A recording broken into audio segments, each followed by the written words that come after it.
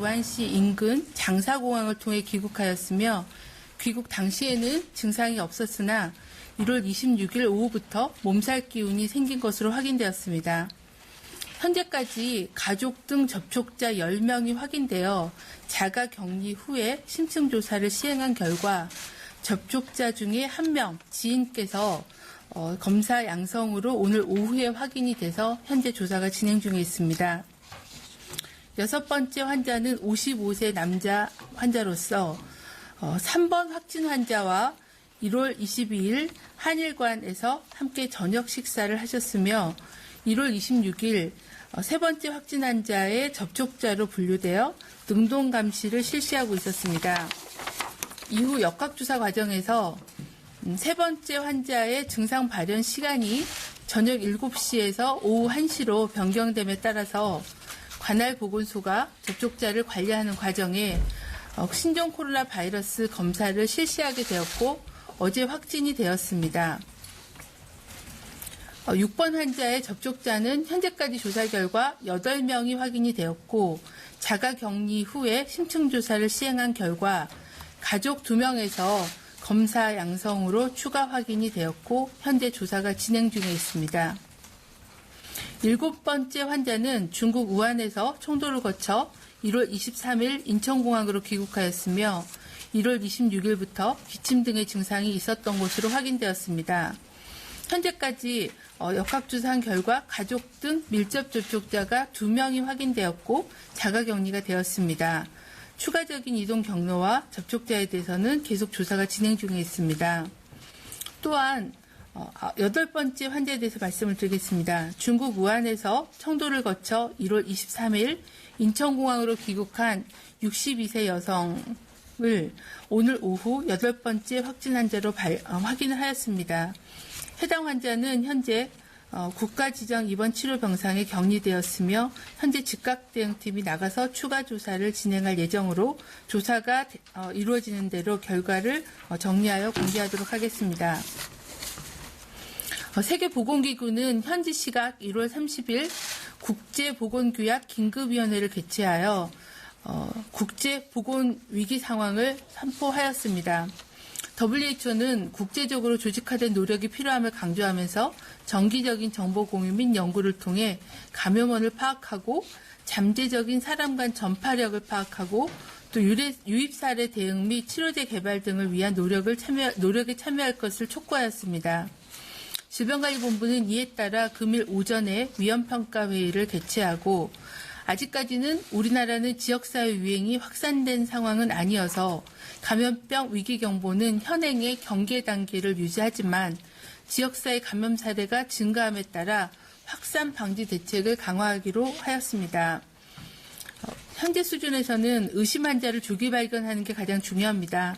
의심 환자의 조기 발견을 위해서 지역사회 선별진료소를 확대하고 특히 지역보건소가 선별진료소의 역할을 강화하는 게 필요하다는 전문가들의 의견에 따라 이동형 흉부 방사선 촬영 장비를 지원하는 등 선별진료소를 확대하여 의심되는 환자들이 조기의 진단과 평가를 받도록 하겠습니다. 또한 의사의 판단에 따라 신종 코로나 바이러스의 사례정의에 해당되지는 않지만 감염증을 배제할 필요가 있다라고 판단되는 입원 환자에 대해서는 선제적으로 입원 격리를 하고 신속한 확진 검사를 통해서 진단을 조기에 하는 것을 강화하도록 하겠습니다. 또한 오늘 이제 추가로 발병되는 환자들의 역학적인 상황들을 평가하고 지역사회 전파의 위험도를 판단을 해서 조사 대상 환자에 대한 사례 정의와 접촉자의 기준 그리고 접촉자에 대한 관리 방식에 대한 강화를 하는 방안을 마련하도록 하겠습니다. 현재까지 현재 기준으로 오늘 2시 기준으로 확진 환자는 총 11명이며 세부적인 접촉자에 대한 내용과 동선에 대해서는 현재 즉각대응팀이 현장에 4팀이 나가서 활동을 하고 있습니다. 저희가 최대한 정리를 해서 오늘 브리핑 때 말씀드리려고 노력을 했으나 조사가 조금 지연이 되는 그런 관계로 정리가 되는 대로 보고를 드리고 자료를 배포하도록 그렇게 하겠습니다. 양해해 주시기를 부탁을 드립니다. 지역사회 전파를 차단하기 위해서는 환자의 조기 발견이 가장 중요합니다. 특히 최근 10살 이내에 중국을 여행한 경우 가급적 외부 활동을 자제하고 손 씻기 및 기침 예절을 준수하는 등 개인위생을 준수해 주시길 바랍니다. 또한 발열과 호흡기 증상이 발생한 경우는 선별진료소가 있는 의료기관을 방문하거나 1339를 통해서 상담해 주시기를 당부드립니다. 의료기관에서는 중국 여행력이 있는 환자들의 조기 발견을 위해서 DUR 등을 통한 내원 환자의 해외 여행력 확인을 철저히 해주실 것을 다시 한번 강조드립니다. 국민들께서도 호흡기 감염병의 전파 차단을 위해서 손 씻기와 기침 예절 준수 등 일상생활에서의 감염병 예방 수칙 당부를 부탁을 드립니다. 이상입니다. 네, 그럼 지금부터 질의응답 시간 가지겠습니다. 김윤희 기자님께서는 손을 들어주시면 진행하는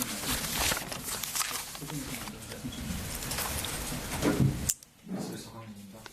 일단 번호 11번까지 좀 어떻게 번호를 매기는지 좀 설명해 주시면 좋겠고, 그럼 6번 환자의 접촉자 가족 2명은 3차 감염이라고 보면 되는 건지 설명해 주시면 좋겠고, 이게 그 나머지 그러니까 3명 추가한 부분, 그러니까 우한에서 돌아오신 60대 여성 말고 나머지 3명은 그러니까 추가 검사를 더 한다고 돼 있는데, 어떤 검사를 더 하는 건지, 그럼 확진자라고 보는 건 맞는 거죠? 그러니까 확진자인데 어떤 검사를 더 하는 건지 설명 좀.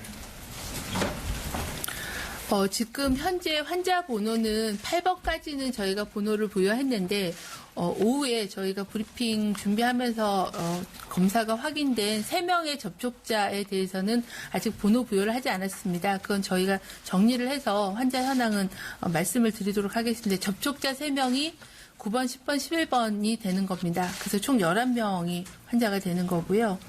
그리고 6번 환자의 가족이 2명이 좀 전에 양성으로 확인이 됐는데, 이 가족분들은 여행력이나 이런 게 있지 않기 때문에 6번 환자로부터 전염됐을 거라고 일단 판단은 됩니다. 근데 저희가 지금 검사 결과를 받았기 때문에 신속하게 확인된 사항은 말씀을 드리고요. 상세한 것들은 조사를 해서 말씀을 드립니다. 현재로서는 이 6번 환자로 인한 접촉자의 양성이고 3차 감염으로 추정이 되고 있습니다. 네, 다음 기자님 질문하겠습니다. CBS 김은재인데요. 지금 이미 인터넷에 11번까지의 인적 정보를 담은 문건이 또 유출돼서 돌아다니고 있는데, 이 문건 오늘 오전에도 차관이 강력하게 대시할 때 경찰 수사하겠다는데 또 이렇게 돌아다니는데, 이 내용이 맞는지, 그리고 왜 이렇게 자꾸 반복이 되는지, 이런 것들 좀 관련해서 말씀 좀 해주시면 좋겠는데요. 네, 저희가 그 5번 환자의 문건에 대해서는 이제 경찰 조사를 의뢰하였다라고 오전에 차관님 말씀하셨는데요. 추가로 지금 말씀드리는 정보가 지금 인터넷에 떠 있는지는 제가 지금 아직 확인은 못했고, 일단은 확인을 해서 그 인터넷에 있는 정보들이 팩트가 맞는지에 대해서는 확인을 해서 드리겠습니다. 그리고 만약에 그게 맞는 정보가 유출이 됐다고 하면 경찰 수사 의뢰 등 엄격하게 그 정보 유출에 대한 것들은 조사를 하겠고요. 추가적인 이런 정보가 유출되는 거에 대해서 차단할 수 있는 방법을 지자체와 중앙부처가 찾아서 그 정보 보안을 강화하도록 하겠습니다. 일단 사실관계에 대해서는 저희가 확인을 바로 하도록 하겠습니다. 예. 세종에서 한 분 더 받고, 그리고 당사에서 세 분 순서대로 받겠습니다. 네, 안녕하세요. 브리진역의 이원배입니다. 9번에서 11번 환자가 그럼 다시 여기 3차 환자인가요? 접촉한 사람에서 발생한 건지 다시 한번 설명 부탁드리고요. 그러면 다시 또 3차로 감염된 사람이 또 다른 사람이 접촉하게 되면 또 전염 우려가 있는 건지, 그러면 또 그 사람이 또 접촉하면 또 감염 우려가 있는 건지, 이렇게 연쇄적으로 이어질 수 있는 건지 궁금합니다. 오늘 그 접촉자 3명 먼저 말씀드리는 거는 2명의 그 접촉자는 5번 환자의 가족, 6번 환자의 가족 2분이십니다. 그래서 이 2분은 3번 환자가 6번 환자에게 일단 전염을 시킨 걸로 판단하고 있고요. 6번 환자가 가족 내에 전파를 시킨 걸로 판단하고 있습니다. 그래서 3차 감염이 추정되는 그런 상황이고요. 저희가 이제 세부적인 거는 시간적인 선호 관계나 이런 거를 좀 더 면밀히 봐야 됩니다.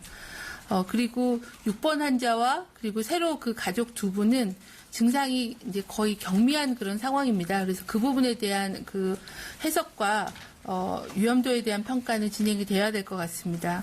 예, 그리고 5번 환자의 접촉자 한 명이 그 지인이 이제 파악이 돼서 세 분이 접촉자로서 확인이 된 상황입니다.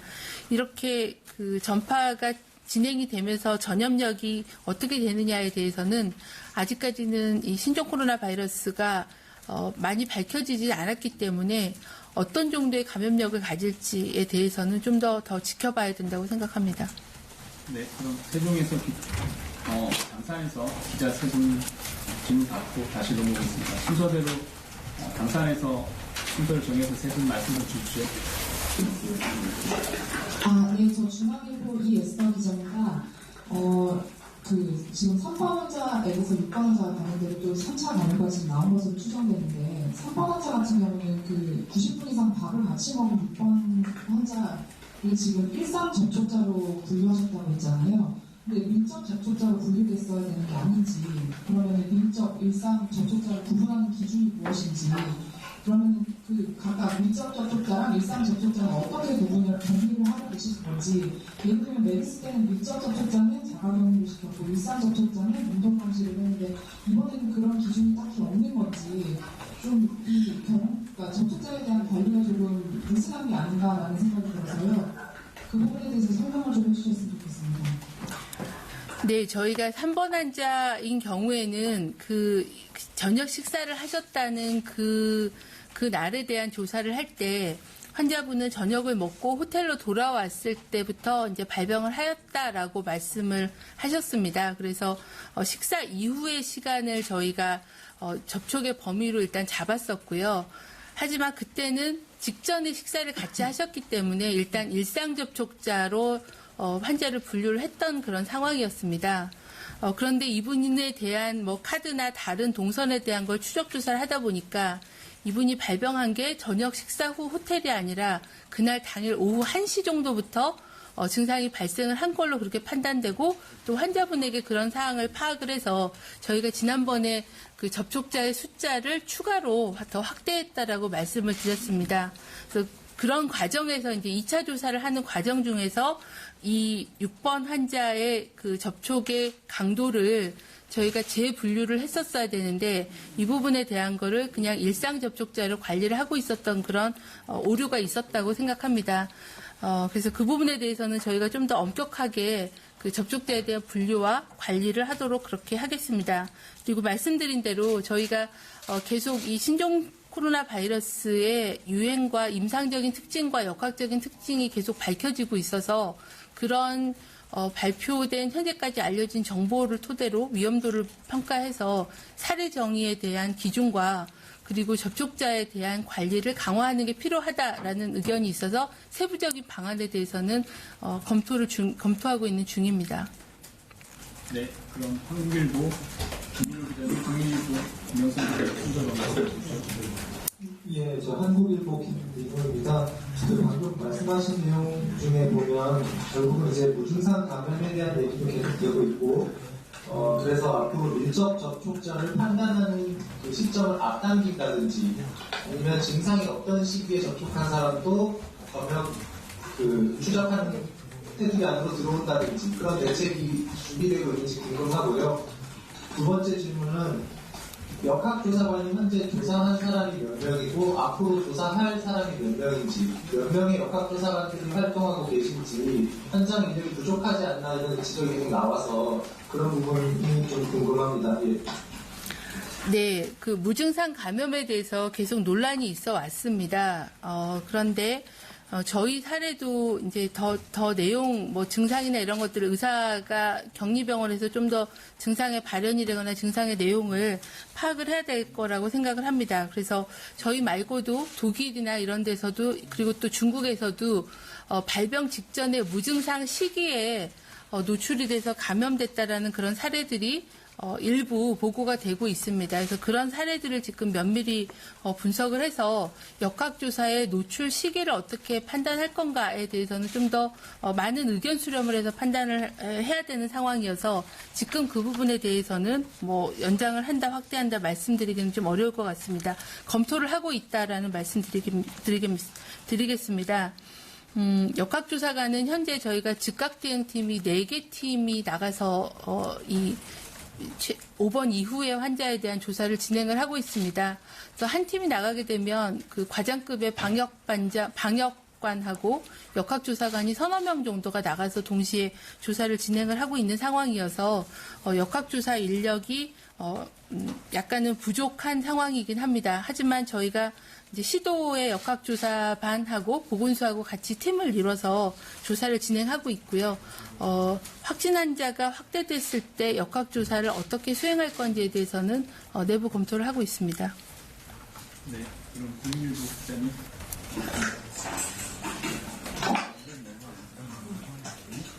역학조사관 총 숫자에 대해서는 제가 정리를 해서 따로 말씀을 드리겠습니다. 저 국민일보 김현선인데요. 그 해외에서 어떻게 진행되는지 잘 모르겠어가지고 지금 우리나라 3차까지 이제 추정이 되는 거잖아요. 해외에서 또 이런 3차 사례가 지금 많이 나오고 있는지 좀 확인 좀 알려주셨으면 좋겠고, 지금 지역사회 전파가 아직은 진행되지 않기 때문에 경계를 오신다고 했는데, 그러면 어느 정도로 진행이 돼야 이 경계 수준이 올라갈 수 있는지 그렇게 생각됩니다. 네, 현재 그 3차 감염이라고 지금 단정한 건 아닌데 추정을 하고 있는데요. 3차 감염의 사례는 중국에서는 뭐 3차, 4차 이렇게 많이 진행이 된 걸로 확인을 하고 있고, 다른 그 중국 이외의 국가들도 2차 감염은 많이 발생을 했고, 또 어느 정도의 잠복기를 거쳐야 이게 어떻게 전파가 되는지는 봐야 되는 그런 상황으로 보입니다. 그래서 아직은 중국에서 확인이 됐다고 말씀을 드리겠습니다.